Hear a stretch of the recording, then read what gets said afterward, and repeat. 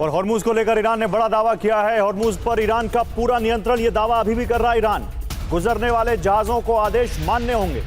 Hormuz से गुजरने के लिए IRGC की इजाजत लेनी होगी, यह ईरान ने कहा है। और इधर हॉर्मुज से गुजरने वाले जहाजों को ओमान ने चेतावनी दी। हॉर्मुज से गुजरने वाले जहाज सावधानी बरतें, यह कहा है ओमान ने। तो ओमान भी अब गेम में आ गया है। अभी तक हॉर्मुज से गुजरने वाले जहाजों को ईरान चेतावनी देता था और अब ओमान भी कह रहा है कि सावधानी बरतें जो जहाज हॉर्मुज से गुजर रहे हैं।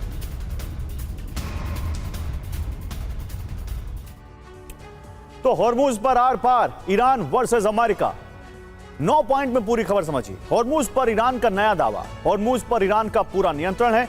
जहाजों को पहले यहां से गुजरने पर इजाजत लेनी होगी। IRGC से इजाजत ली जाएगी। हॉर्मुज स्ट्रेट से अमेरिका को हटाएंगे, यह कहा ईरान ने। अमेरिकी नाकाबंदी को तोड़कर रहेंगे। पहले बातचीत से नाकाबंदी खुलवाएंगे और अमेरिका नहीं माना तो हमला किया जाएगा। हॉर्मुज में ट्रंप की नई व्यवस्था बर्दाश्त नहीं है। तो आगे क्या? हॉर्मुज को लेकर तनाव बरकरार है। अमेरिका अब सख्त रूप अपनाएगा। तो हॉर्मुज स्ट्रेट ने दुनिया में ग्रेटर डिप्रेशन का डर पैदा कर दिया है, यानी 1929 से भी भयंकर मंदी की आशंका। यह सब इजरायल के दबाव में शुरू किए गए अमेरिकी युद्ध का नतीजा है। सवाल यह है कि क्या इजरायल सिर्फ ईरान के परमाणु और मिसाइल कार्यक्रम को तबाह करने की मंशा रखता है या फिर उसकी मंशा पूरे अरब को अपने वश में करने की? क्योंकि हॉर्मुज के बंद होते ही ऐसे समीकरण बनने लगे हैं जो इजरायल के हित में। तो क्या इजरायली प्रधानमंत्री जो कह रहे हैं वो सिर्फ दिखावा है और युद्ध की असली वजह तेल सप्लाई पर इजरायली नियंत्रण स्थापित करना है? इस रिपोर्ट में हम आपको ये पूरा मामला समझाने की कोशिश करते हैं। No matter what political reasons are given for war, the underlying reason is always economic. युद्ध के लिए चाहे जो भी राजनीतिक कारण दिए जाएं, उसका मूल कारण हमेशा आर्थिक ही होता है। नेतन्याहू ने कहा कि ईरान का परमाणु कार्यक्रम दुनिया के लिए खतरा है। दूसरा कारण बताया कि ईरान का मिसाइल कार्यक्रम सीमित करना जरूरी है। लेकिन क्या सच में यही कारण थे या फिर इसके पीछे असली कारण अर्थव्यवस्था से जुड़े हैं? सवाल यह है कि हॉर्मुज बंद हुआ या फिर अमेरिका इजरायल ने जानबूझकर बंद कराया। अगर जानबूझकर बंद कराया तो इससे इजरायल का फायदा क्या है?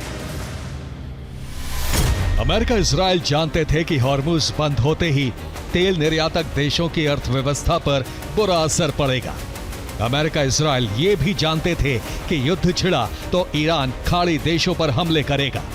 अमेरिका इजरायल ये भी जानते थे कि खाड़ी देशों पर हमले हुए तो इनको सुरक्षा के लिए उनकी शरण में आना होगा। अमेरिका इजरायल ये भी जानते थे कि युद्ध ही वो रास्ता है जो अब्राहम अकॉर्ड को मजबूत कर सकता है। अमेरिका इजरायल ये भी जानते थे कि ईरान पर हमले हुए तो इजरायल के हित का सबसे बड़ा द्वार खुल जाएगा। और अरब की अर्थव्यवस्था के लिए सबसे अहम है तेल और गैस, और अर्थव्यवस्था के दिल को चलाने वाली इसी धमनी से इजरायल अपना कनेक्शन जोड़ना चाहता है। शायद इसीलिए ईरान पर हमलों की शुरुआत की गई। ये कैसा होगा ये समझने की कोशिश करते हैं। इस वक्त खाड़ी देशों का तेल निर्यात बंद है और वैकल्पिक रास्ते विकसित किए जा रहे हैं।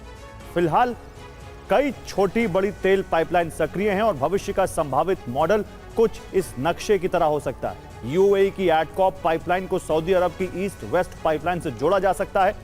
इसके अलावा कतर को भी सऊदी अरब की पाइपलाइन से जोड़ा जा सकता है। इससे होगा यह कि इन तेल गैस निर्यातक देशों का सीधा कनेक्शन सऊदी अरब के यानबू पोर्ट से जुड़ जाएगा, जो लाल सागर का प्रवेश द्वार है।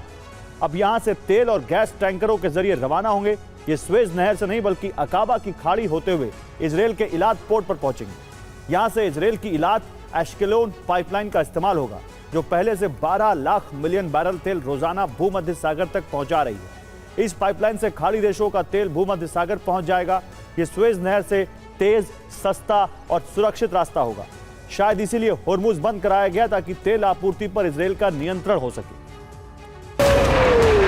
इजरायली खुफिया एजेंसी मोसाद ने कहा है कि ईरान में अभी काम खत्म नहीं हुआ है, ये सिर्फ हमारे काम की शुरुआत है। और इजरायल की गाजा नीति के कारण मिस्र के साथ तनाव भड़का हुआ है और इजरायल के पाइपलाइन प्लान को मिस्र को बड़ा नुकसान होने वाला है। अगर पाइपलाइन शुरू हुई तो सुएज नहर से 25% ट्रैफिक घट जाएगा, क्योंकि सभी तेल टैंकर सुएज नहर ना जाकर अकाबा की खाड़ी से इलाद पहुंचने लगेंगे। मिस्र को मिलने वाले राजस्व में तेल टैंकरों का बड़ा योगदान है, क्योंकि तेल टैंकरों का शुल्क कंटेनर शिप से ज्यादा होता है। एक अनुमान है कि मिस्र की सालाना 8 बिलियन की आमदनी घट जाएगी।